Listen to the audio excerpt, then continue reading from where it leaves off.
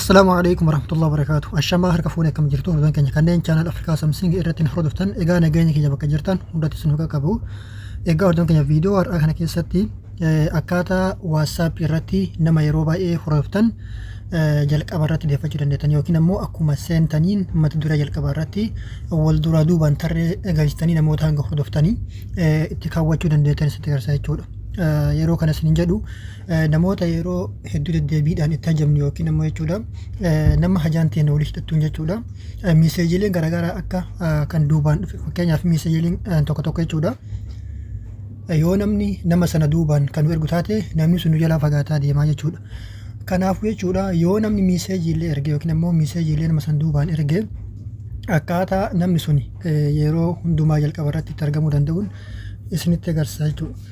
Egaa maal gootu kana tolfachuudhaaf WhatsApp keessan ni galtu erga WhatsApp keessan banattanii booda nama jalqaba irratti argachuu barbaadan yookiin immoo jalqaba irratti akka inni isiniif dhufu barbaadan sana ni barbaaddu sana booda akkanatti sakandii muraasaaf qabdu sana booda gubbaa kanarratti mallattoo akka marfee yookiin immoo piinii tana jechuudha tan piinii tana irratti al tokko qaasuudhaan akkanatti isa jalqaba irratti deeffattu jechuudha. Ammas jechuudha fakkeenyaaf dakana gabbee jira haala kanatti miidhuma kanarraa hidhee isin agarsiisa ammas nama kanas yoo jalqaba irratti argachuu barbaadan haala kanatti gad qabdu yookiin immoo sakandii muraasa gad qabdu sana booda maal gootu mallattoo marfee tanarratti al tokko cuqaaftu jechuudha.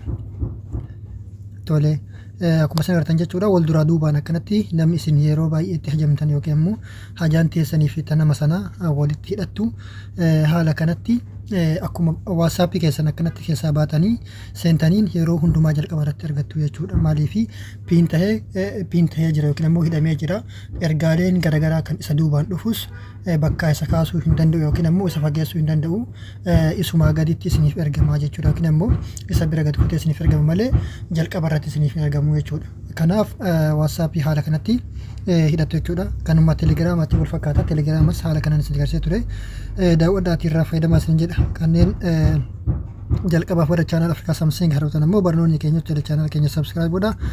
Viidiyoo keenya kan daawwattan yoo jaallattan laayik godhaa hiriyoota keessaniif qooda gaafii fi yaada qabdan koomantii irratti naaf katabaa isin jedha. Waan daawwattaniif galatoomaa yeroo gaarii qabaadha.